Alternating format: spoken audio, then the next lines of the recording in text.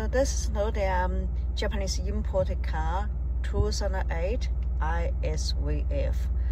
We did a retrofit up CarPlay into factory existing display.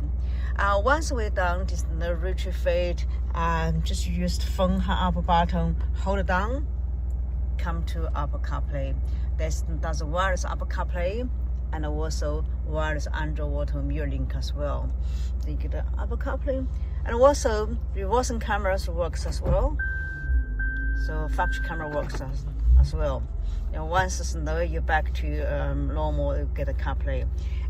The order warning down, warning up, and track up, next and back is work as well. All the models, what is not the work as normal as before.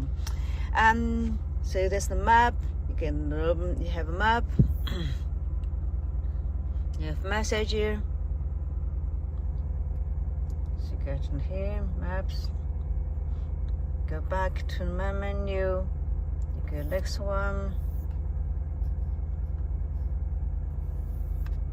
Next one. So you can all the music in Spotify.